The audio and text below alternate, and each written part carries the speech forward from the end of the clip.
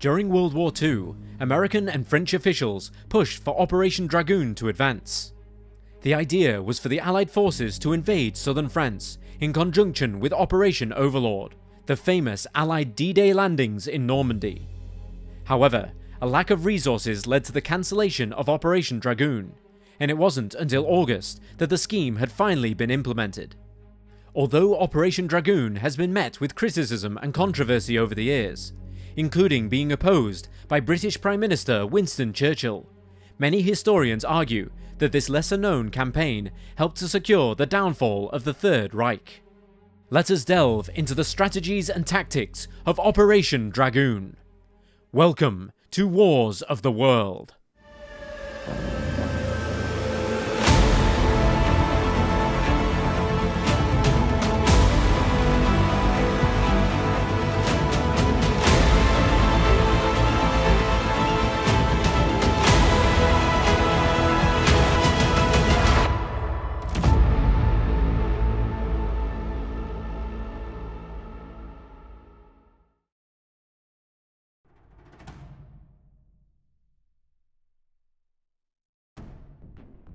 The notion to invade southern France first came about in 1942, when it was proposed by General George Marshall, the US Army Chief of Staff.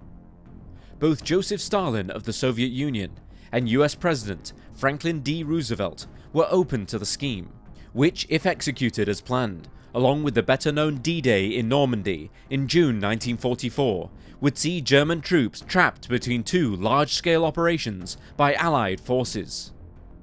During the initial planning stages, the invasion of Normandy was known as Operation Sledgehammer, and to complement this, the invasion of southern France was dubbed Operation Anvil. However, their names were later changed to Operation Overlord and Operation Dragoon. From the beginning though, Operation Dragoon had its critics, most notably British Prime Minister Winston Churchill. Churchill argued that the resources used for the plan would be better diverted to Allied operations in Italy, and pushed to invade the oil-rich Balkans instead.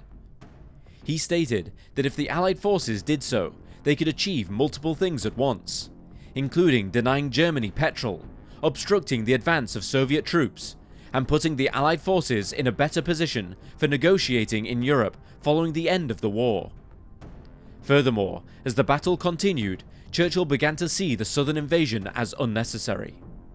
He believed that it was only a matter of time before the Third Reich crumbled away at the hands of Allied troops, and he grew concerned that the Soviets would push into countries such as Poland and Romania. He argued that even when the Nazis fell, the Soviets would simply replace Hitler's tyranny with their own. By all accounts, Churchill had a strained relationship with the Soviets. In his memoirs of the Second World War, he openly denounced Stalin, criticizing he and his government's failure to see the Nazi invasion of the Soviet Union in the summer of 1941. He would later describe Stalin and his government as simpletons. The initial plan of Operation Dragoon was for it to take place at the same time as Operation Overlord, which was planned to launch on June 6, 1944, beginning with the Normandy landings. However, a hitch in the plan soon emerged, when leadership realized that there was not enough men and military resources available to conduct two simultaneous landings. Operation Overlord itself had recently been extended, utilizing a 5-division front, which in turn required further LSTs, or tank landing ships, equipment which was required for Operation Dragoon. Another issue which caused officials to rethink their strategy was the recent Battle of Anzio, a campaign which had started in January of 1944 and led to disaster when Major General John P. Lucas of the US Army failed to act on the element of surprise, allowing German forces to get into place in order to carry out a retaliation. They trapped Allied troops in a basin of marshland and launched constant artillery fire in their direction. Though Rome was eventually secured, the battle, which lasted short of 6 months, led to 34,000 US and British casualties. Allied leadership agreed to postpone Operation Dragoon as a result of these setbacks, but the plan resurfaced once more following the success of the Normandy landings, as well as the discovery that the ports in Normandy were not sufficient enough to supply Allied troops with resources. Named the Mulberry Harbours, these previously constructed harbours were located near the Normandy landing site, but they had been destroyed following a bout of bad weather, while the Cherbourg port, also in Normandy, was demolished by the Germans to prevent the Allies from using it. This meant that the Allies desperately needed to secure a port if they were to succeed during Operation Overlord. Despite the fact that Winston Churchill was still not on board with the plot, the operation was authorised by the Allied Combined Chiefs of Staff on July 14th. It was renamed from Operation Anvil to Operation Dragoon on August 1st, and scheduled to launch on August 15th. 2 weeks before it began, Churchill suggested that the location of Operation Dragoon should be switched to the French coast of Brittany, but his idea was rejected, and President Roosevelt and Dwight Eisenhower, the Supreme Commander of the Allied Expeditionary Forces, both opted to keep the plan as it was. Not only was Marseille in southern France an ideal location to set up a port for their troops, but leadership was also aware that over 100,000 German soldiers were holding the area. Allied forces had been unable to break through, and there were insufficient troops to adequately protect and fight back against the Germans. Thus, sending more soldiers to southern France would help solve multiple issues. Once the ports had been successfully opened, Allied leaders could easily send in reinforcements. Other goals of the operation included forcing enemy troops from the country and back to the border of Germany, and utilising French soldiers in doing so to boost morale and to empower the nation, as, so far, the French had had little to do with their own relief. It was decided that Operation Dragoon would have troops disembark on the Var coast, east of Toulon, another city with a strategic port. Taking lessons from previous encounters, including the Battle of Anzio and the Normandy landings, planners opted for a location to disembark with no high ground controlled by the Germans, and determined that the best course of action would be to isolate the battlefield by destroying several key bridges and thus hampering German supply and reinforcement efforts. To help Allied forces succeed, it was also decided that troops should quickly seize the high ground overlooking the beaches. Operation Dragoon was a rather monumental scheme. US forces, led by Major General Lucien Truscott, were to arrive first, and to secure a beachhead in the first 24 hours. French, American and Canadian commando units would assist in protecting the area, and between 50,000 and 60,000 troops and 6,500 vehicles would be subsequently dispatched.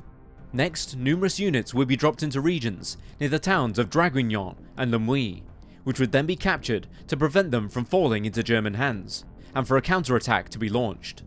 Afterwards, US troops would move north, capturing the cities of Lyon and Dijon, where they would make contact with the Allied soldiers in the north of the country. Following this, French army troops would land and take over the port towns of Marseille and Toulon. To help them prepare for the invasion, the US military had asked the public to provide them with photographs taken on the Riviera beaches before the war. This helped them to establish landmarks and allowed intelligence officers to create panoramic sketches of the area, as well as help them to pick out important and useful details, like the existence of piers where Allied boats could be tied up.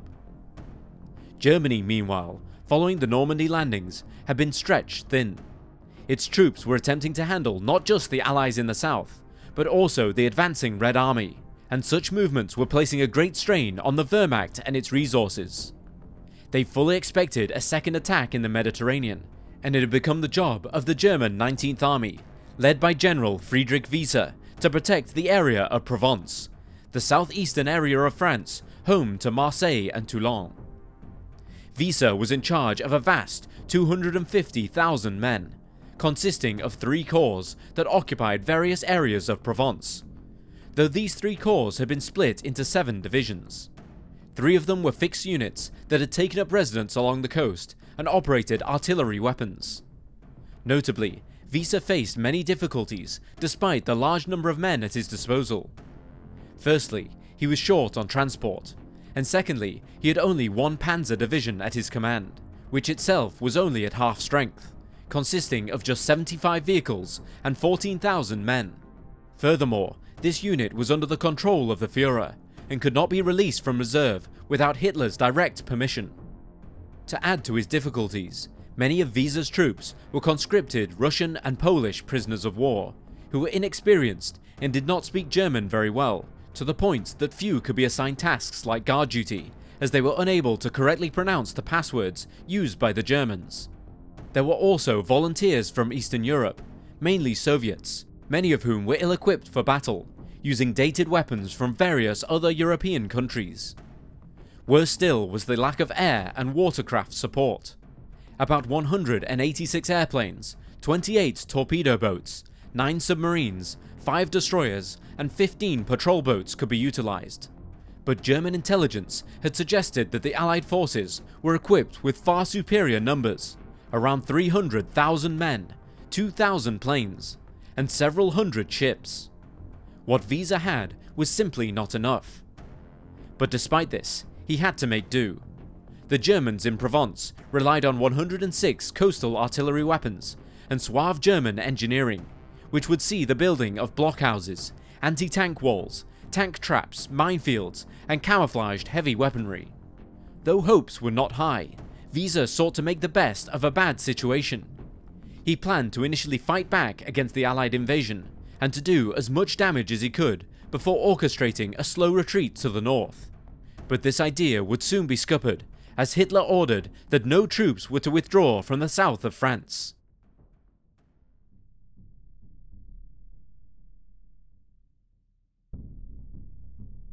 Allied forces began rolling out of various ports on August 10th. The Wehrmacht soon became aware of their movements, thanks to decrypted radio messages. And though there was nothing to indicate where the ships were going, Wiese assumed that they were headed for the south of France. He was soon proven right, when Allied ships emerged along the Riviera, firing into German air bases and other structures in an effort to corner them. 880 ships and beaching craft participated in the assault, as well as 5,000 planes. The former was made up of numerous old-fashioned but heavy-duty dreadnoughts, whose drawback was that they were not as fast as modern ships, but their advantage was that they could pack a punch when it came to firing at the enemy and to enemy buildings.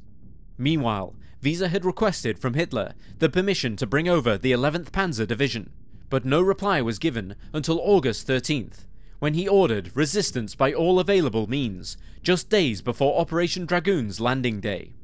The Panzer Division was subsequently loaded onto trains, ready to head east the following day, but air attacks by the Allies forced the Germans to abandon the idea of travelling by train, and to travel by the roads instead. As well as attacking the railway tracks, Allied forces had also targeted bridges and the Germans' communication network, hoping to disrupt their operations. In the early hours of August 15th, around 396 troop carriers departed from airfields around Rome, heading to the south of France, ready to drop over 5,000 paratroopers from the 1st Airborne Task Force to their allocated destinations. But as well as this, in a bid to throw off the German forces, around 300 dummies dressed as American paratroopers were also dropped off on various empty battlefields. They had been equipped with explosive charges and made loud noises upon impact. These dummies served to alarm German troops, who ran from them in concern. This tactic to draw attention away from the real paratroopers was very successful, and a great victory for Allied forces. For the Germans, however, it was a total embarrassment. Radio Berlin reportedly stated the next day that such a plot, quote, could only have been contrived by the lowest and most sinister type of Anglo-Saxon mind. End quote.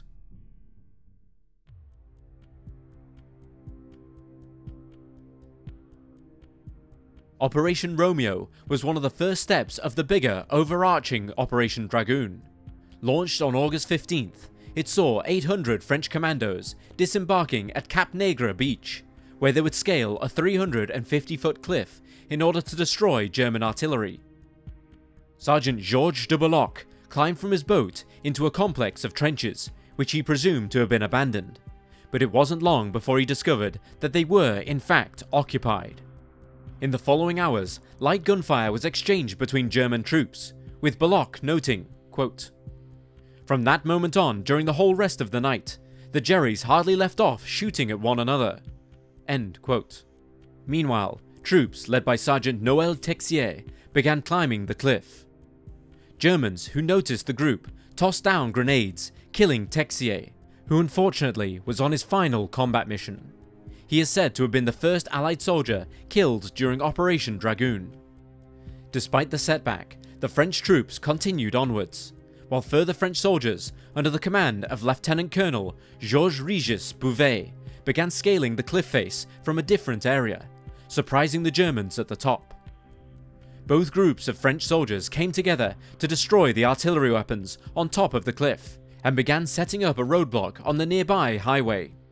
The joint Canadian and US Elite Commando Unit, the 1st Special Service Force, also known as the Black Devils, didn't have such a smooth time when disembarking from the HMCS Prince Henry in the small hours of the morning. Though initially they didn't find German resistance, they were met with a head-high impenetrable growth, a type of brush that had slowed their movements, eventually leading to the Germans open firing on their position. Sergeant Kenneth Betts recalled the moment that a mortar shell landed right in front of him, stating, quote, "If I had been anywhere else other than right where I was, I would have been dead. It didn't knock me out, but it did make me foggy. It wiped out 5 guys on one side and 5 guys on the other side. I didn't get a scratch. They said, 'Betts got it this time.' No, I didn't. I walked out and someone yelled at me, 'Holy Christ, there's a corpse coming at me.' They thought it wiped us all out." End quote. Making their way through the difficult brush, tough terrain, and constant shell fire, the unit eventually arrived at a series of guns, but there were no German troops in sight. A moment later, they realized why. These guns were dummies. The Germans had cut sections of drainpipe to make it look like artillery weapons were sitting there from a distance. Moments later, more chaos ensued as the Germans deployed even more mortar fire. 200 German troops were hiding out in a nearby cave, and the Black Devils went after them, helped by gunfire from the HMS Lookout. Allied troops, armed with heavy anti-tank weapons, fired into the cave, quickly leading to a German surrender.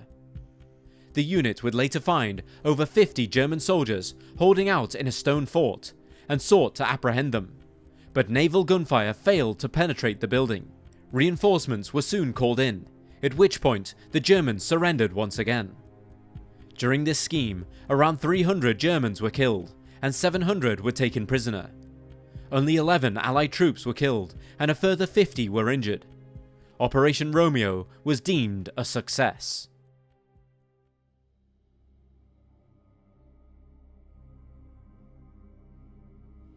Further activity occurred at Delta Beach and around the commune of Lemuy, when troops, including those from the 45th Infantry Division, a US unit, were dropped off on the beach at around 4:30 AM. The Pathfinders landed first, with the British quickly setting up their radar beacons. US Pathfinders, however, were not as fortunate, and this lack of beacons led the planes headed for the 509th Parachute Battalion's drop zone to fail to find it. Conditions were made worse by the heavy fog, and paratroopers were subsequently dropped off after pilots estimated where they were based on the surrounding hilltops.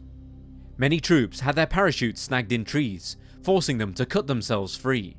But while the vast majority of paratroopers had been dropped close to their landing zones, even those without beacons, there were many who ended up miles away from their objectives. Lieutenant Colonel Melvin Zeiss was one such individual. Dropped 25 miles from his goal, he assembled 105 paratroopers, and the group headed off towards the drop zone. As they trudged onwards, they were briefly targeted by Allied fighter bombers, who swooped down on them and began to drop bombs. But one quick-thinking paratrooper managed to pull out and distribute yellow smoke, a sign that they were Allied forces themselves, and the aircraft moved on. They had another close call when they stumbled upon a separate file of soldiers, armed and wearing different uniforms. Initially, Zeiss believed that these men were the enemy, but one fellow paratrooper pointed out the men's red berets, and it was established that these were members of the 2nd Parachute Brigade, and they too were moving towards their objective, having also been dropped miles off course. The two groups joined together and continued on their way, eventually running into a German convoy. The resulting spat led to the deaths or capture of the German troops. Aside from some of the drop-off points being botched, the paratrooper landings were generally seen as a success. German resistance was low in most areas, and many enemy troops quickly surrendered upon discovering the wealth of resources that the Allies had at their disposal, as well as the number of reinforcements they were able to call upon. On the other hand, one of the biggest issues that the Allied forces faced was landmines placed by the Germans. But despite this, the initial stages of Operation Dragoon went even better than imagined. The paratroopers more than pulled their weight, ambushing convoys, planting mines, and blowing up bridges, then attacking German patrols. However, the commune of Le Mouille remained out of reach for the Allies. It was firmly in German control, and upon hearing reports from surviving German troops about all the activity from the British and US paratroopers, the Germans began destroying the port installations in Saint-Tropez. Sometime after 6 AM, LSTs began an assault, accompanied by Allied ships bombarding the bridges across the lower Rhone River, cutting off the Germans' 11th Panzer Division to prevent it from crossing over and lending support. The worst of the fighting occurred on Camel Red Beach, near the town of San Rafael. The area was defended by German static coastal guns and anti-aircraft weapons, and support from warships, bomber planes and minesweepers would be called in by the Allied forces in order to let them progress. The 142nd Regiment, led by Lieutenant Colonel George E. Lynch, was set to attack around 2 PM, after German defences had been repeatedly blasted by the heavy firing, making way for the landing ships to close in on the beach. However, it soon became apparent that their continuous assault was having little effect, and that the ships still failed to get close enough to the shore to allow Allied troops to disembark. Despite the efforts of over 90 bomber planes, Navy warships, and the destruction of underwater obstacles, the shore remained out of reach. The plan was further hindered by the fact that many of the drone boats sent to destroy said underwater obstacles failed to do so, with only 3 exploding according to plan. 5 others were destroyed, run aground, or put out of action in some other way. With no way to approach the shore, Rear Admiral Spencer J. Lewis ordered that the troops, who were part of the Beach Red team, land at another area of the beach which had already been secured. The 36th Division landed on what was dubbed Camel Green Beach instead, where they could make their way over to Camel Red, and their part of the operation was eventually considered a success. Though Major General Lucian Truscott Jr. had been annoyed by the changing of the plan, reportedly labelling Lewis's decision a, quote, grave effort which merited reprimand at least, he was forced to concede following the completion of the 36th Division's tasks. They suffered just 75 casualties and captured 236 Germans. Other units had much easier time securing the swathes of beaches that they were instructed to capture. Delta Beach was secured by the 3rd Infantry Division, and after confronting German soldiers tucked away inside pillboxes, they surrendered quickly, most seeming dazed and confused from the heavy bombardment. Meanwhile, on Alpha Beach, the 756th Tank Battalion deployed numerous duplex-drive Sherman tanks, also known as Donald Duck tanks, which climbed ashore and would be able to provide Allied troops with massive support, but it wasn't necessary.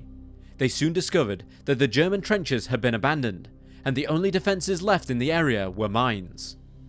At 8:50 AM, Alpha Red Beach was secured.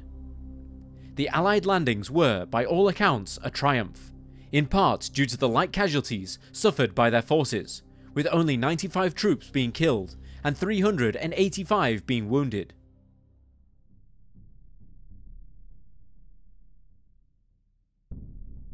On the side of the Germans, they had been struggling to push back. Communication lines had been cut, which caused much confusion amongst the ground troops, as field commanders were unable to speak with headquarters. Isolated and alone, these commanders were forced to make plans and decisions without the backing of higher-ups. Wieser decided to try and push back the Allied forces in the Le Mouille and San Rafael region.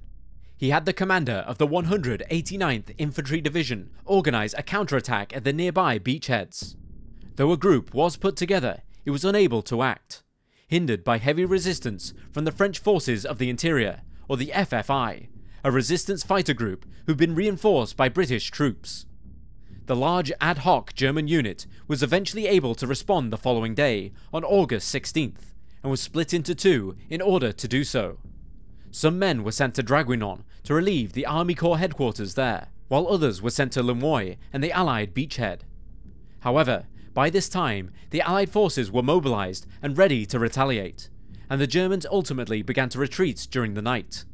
Around this same time, members of the Wehrmacht turned up at Saint Raphael, where they encountered Allied forces that were attempting to take control of the city. The fighting lasted less than a day. German counterattacks were defeated, and Saint Raphael was secured. German forces were beginning to falter under the weight of the Allies' constant reinforcements, supplies, and equipment. And, recognizing the situation, Hitler was forced to walk back his statement of resistance by all available means. He agreed that Army Group G and B be allowed to withdraw.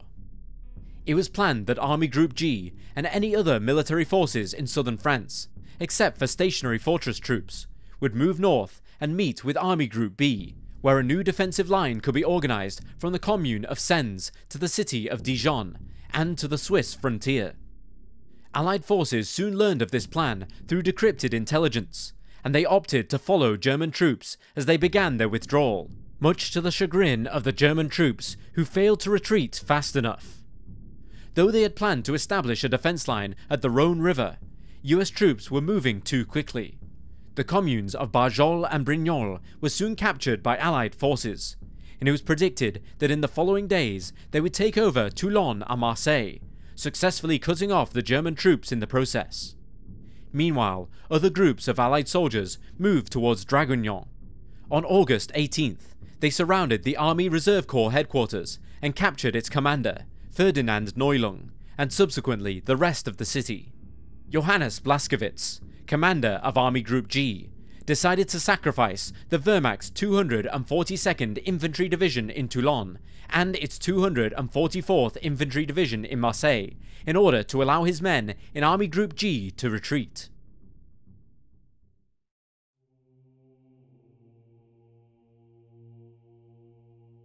The French units that had helped to secure the beachheads with the other Allied forces had started heading for Marseille and Toulon already, bracing themselves for a difficult fight with the Germans, in which they hoped they'd succeed and take back the cities from Nazi control.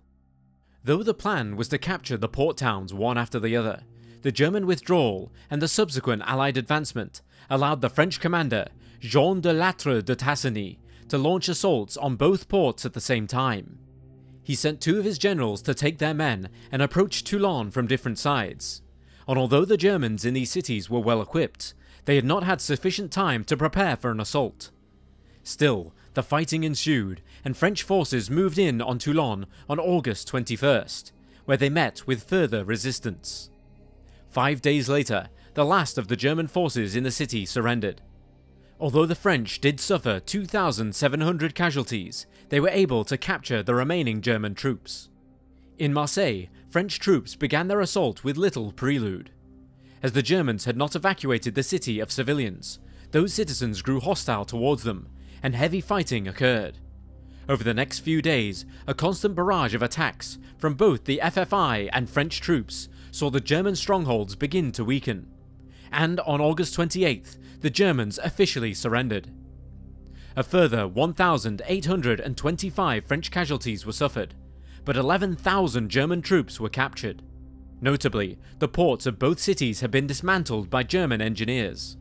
But still, the capture of such strategically positioned cities was a huge blow to Germany, with Hitler later acknowledging, quote, "The 15th of August was the worst day of my life."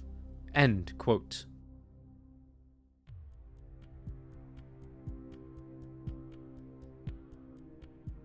On August 21st, Task Force Butler, the name given to a mobilised separate detachment which consisted of Allied tanks, tank destroyers and mechanised infantry, was noted to be occupying the hills north of the town of Montélimar. Having followed the retreating Germans throughout the country, it was now short on supplies and had burned through much of its fuel, leaving it weak and unable to confront German troops. Still, the force fired on evacuating German troops as it awaited reinforcements. It was accompanied in this task by the FFI, and its presence and the threat it presented was a surprise to German leadership, who decided to call upon the 11th Panzer Division to help the situation. As well as the Panzer Division, an ad hoc force was also roped in to assist, and although the Germans were able to isolate Task Force Butler from the awaited supplies, its success was short-lived. The following day, the 36th Infantry Division arrived to support the task force, and in the next few days, more troops and supplies arrived. Task Force Butler was dissolved on August 23rd, with the commander of the 36th Infantry Division, John E. Dahlquist, taking control of its units. On August 24th, a large number of the 11th Panzer Division had finally reached the battle area, having struggled to do so given the mayhem that had been occurring in the town while troops attempted to evacuate. The arrival of the tank units prevented the Allied troops from carrying out a direct attack. While the Germans sought to push the Allies from the hills and move out of range, their plans were adjusted when, following some difficult combat, they managed to seize Dahlquist's operational plans. Now armed with knowledge that they didn't previously had, Weser planned a major attack for August 25th. But despite rallying together the 11th Panzer Division, the 198th Infantry Division, and some ad hoc battle groups, the plan ultimately failed. The Allies fought back and were able to retake the hills that they had nearly been pushed out of, and to help prevent a German escape, they set up a temporary roadblock. However, this roadblock was removed later that night. Reinforcements from the 45th Division were soon sent in to help the Allies, while the Germans also received extra support. It wasn't long before they reached a stalemate, with both sides becoming frustrated. The Germans were unable to push the Allies back, but in the meantime, the Allies could not properly prevent a German escape, as their temporary roadblocks were always removed by counterattacks. Eventually, between August 26th and 28th, most of the German forces had escaped. On the 29th, the Allies secured Montélimar, and the remaining German troops surrendered. The Germans suffered 2,100 casualties to the Allies' 1,575, while a further 8,000 Germans were apprehended. Over the next few days, the Allied forces pursued the Germans and attempted to cut them off as they tried to evacuate through the town of Lyon.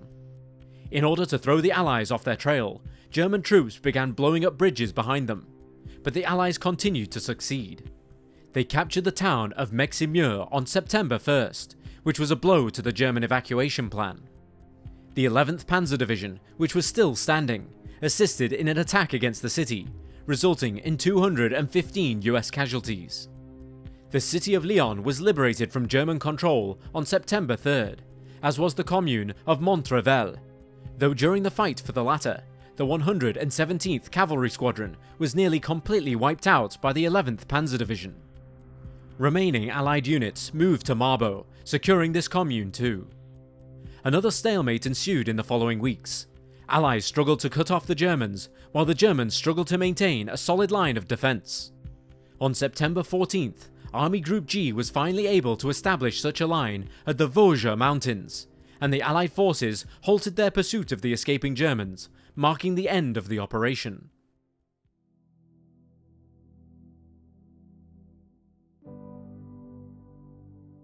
Over 3,000 US troops were killed or went missing during Operation Dragoon, and a further 4,500 were wounded. The French lost 1,144 troops, while 4,346 of their own were wounded. The Germans, however, suffered by far the heaviest casualties. They lost 100,000 troops as prisoners of war, about a third of their troops in the south of France. While the entire scheme had allowed the Allied forces to liberate most of southern France in just a matter of weeks, plus it had also put a substantial dent into German forces, both of which were seen as a huge success. The failure of Operation Dragoon was its later inability to cut off Army Group G, which managed to cross a distance of over 500 miles and to escape mostly intact. This blunder is largely attributed to a lack of fuel. Planners of Operation Dragoon were unable to anticipate just how quickly Allied forces would be able to move across the country, and thus they were not adequately prepared for the task. Even still, a huge goal of the operation was to liberate both Toulon and Marseille so that their ports could be utilised, and this was something that had been achieved. Following the end of the campaign, both the railroads and the ports were brought back into operation, allowing supplies to be brought into the country. In October of 1944, over 500,000 tons of supplies were unloaded, around 1/3 of Allied cargo sent to the Western Front. There were political implications that were felt across France as a result of the campaign, including just 2 days after the landing in the south of the country.